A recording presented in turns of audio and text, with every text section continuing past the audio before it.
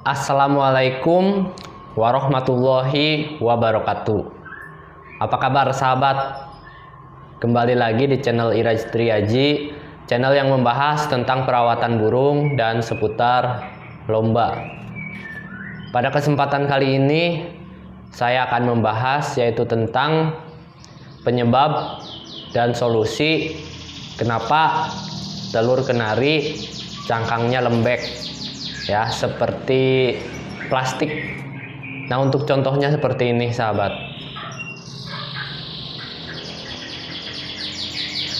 Dan biasanya kalau telur kenari cangkangnya lembek seperti ini tuh indukan kenarinya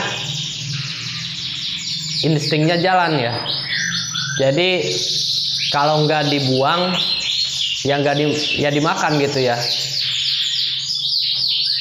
Jadi insting kenarinya itu, indukannya itu tahu bahwa telur yang dihasilkan itu jelek, maka kalau nggak dibuang ya dimakan sama indukan kenarinya. Nah, ini juga menjawab pertanyaan-pertanyaan dari sahabat yang mungkin bertanya, Om, kenapa ya telur kenari saya tuh malah dibuang sama indukannya atau enggak dimakan gitu. Nah, ini juga salah satu jawabannya, yaitu insting indukan kenari tahu bahwa telur yang dihasilkan itu jelek atau kurang bagus. Ya, jadi kenarinya berpikir, buat apa dirami kalau telurnya jelek gitu ya.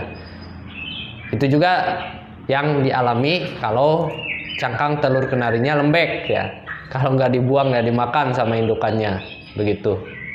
Untuk penyebab yang pertama yang biasanya terjadi, kenapa sih cangkang telur kenari bisa lembek?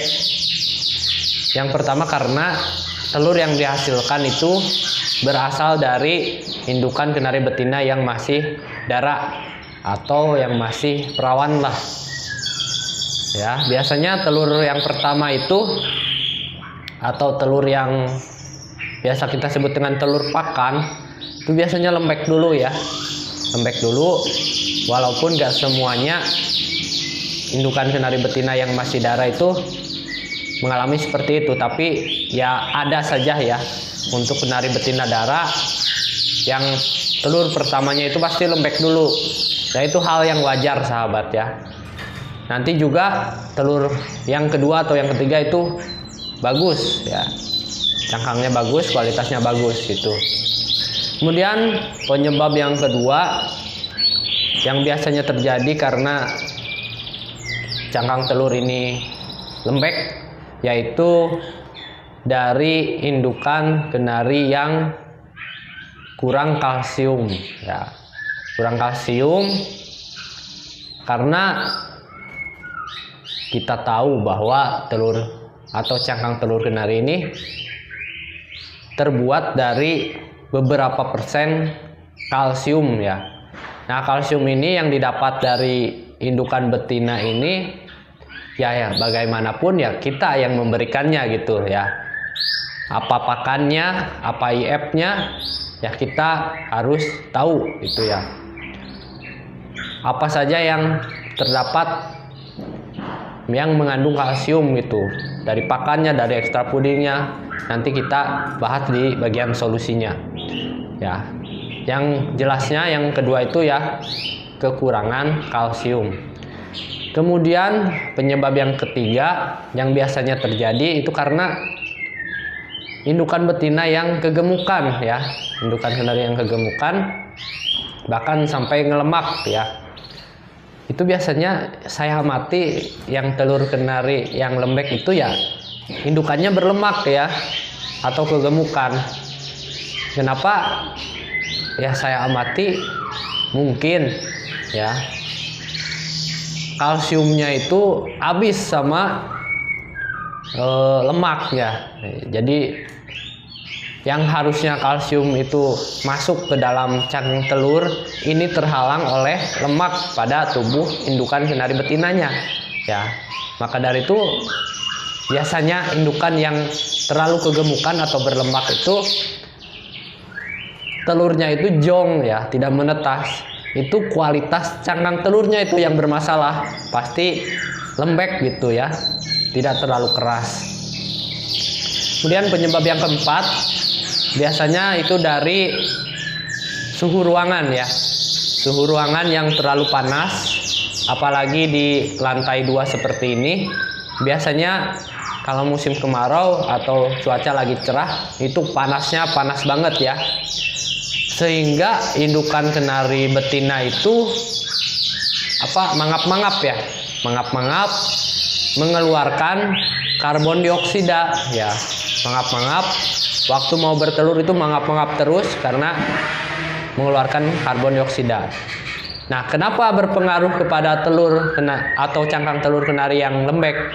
Berpengaruh sahabat, karena terbentuknya cangkang telur burung kenari itu ya salah satunya membutuhkan yang namanya karbon dioksida ya. Yang seharusnya karbon dioksida itu ada untuk membentuk cangkang telur kenari yang bagus, itu malah dikeluarkan sama indukan betinanya karena selalu mangap-mangap kepanasan.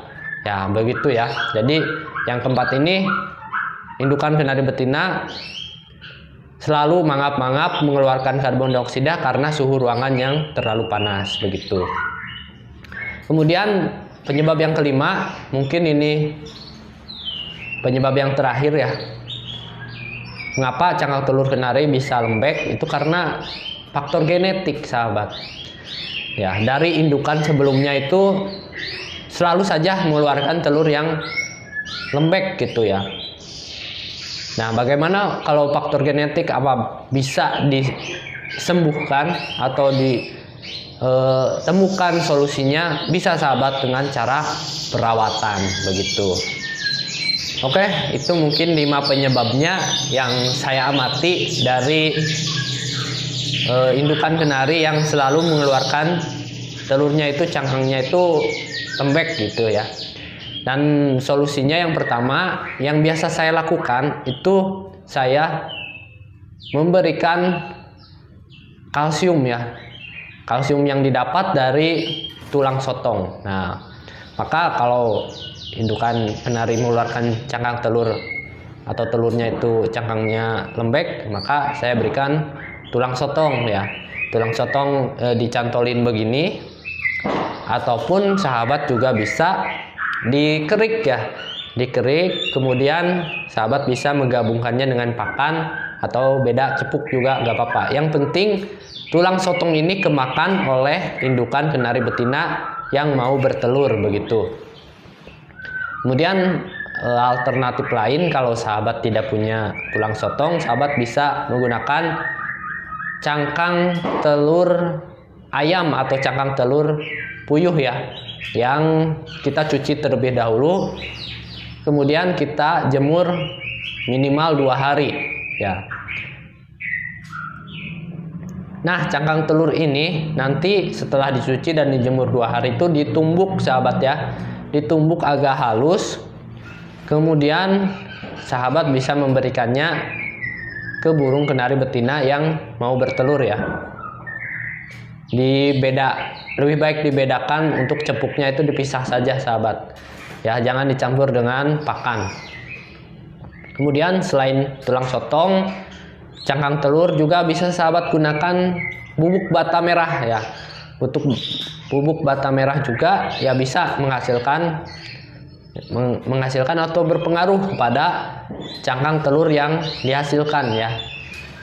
Bubuk bata merah tumbuk, jangan terlalu halus, kemudian simpan di cepuk dan cantolin saja di sangkar itu.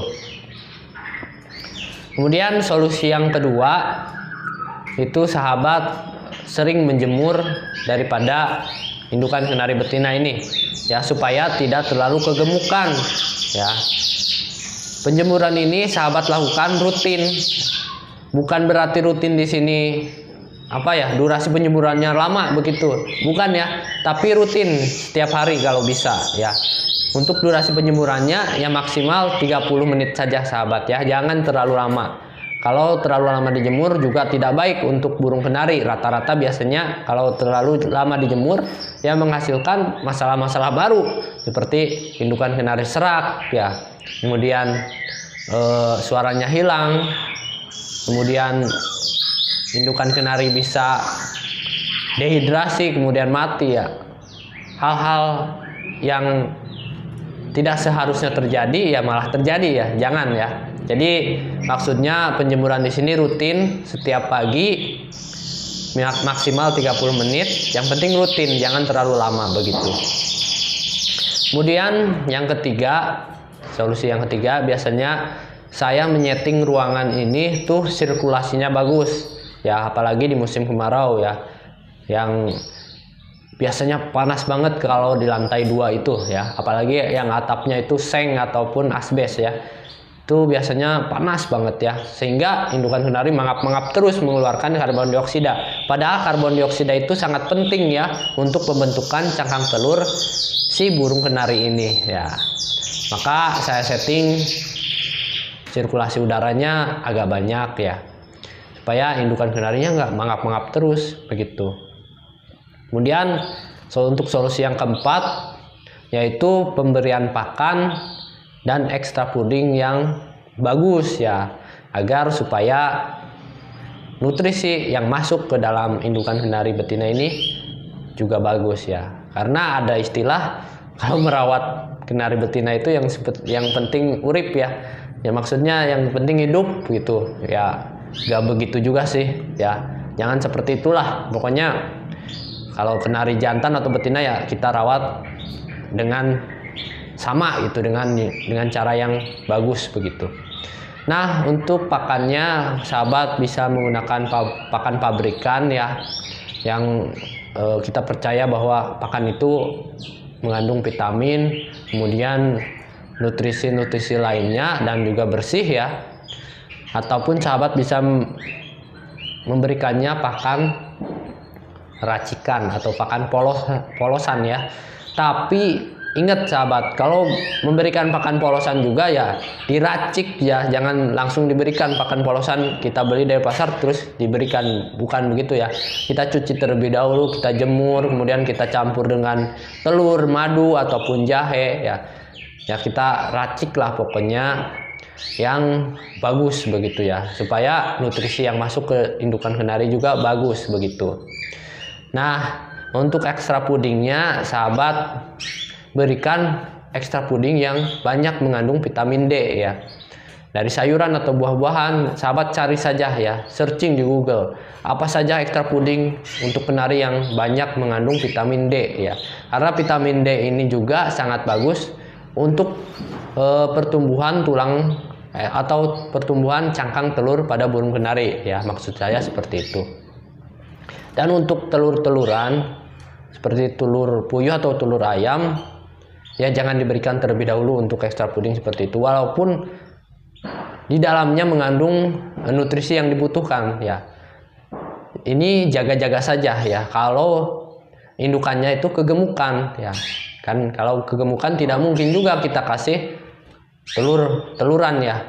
Itu bisa mengakibatkan ya kegemukan terus begitu ya. Jadi untuk ekstra puding telur-teluran lebih baik di stop dulu ya.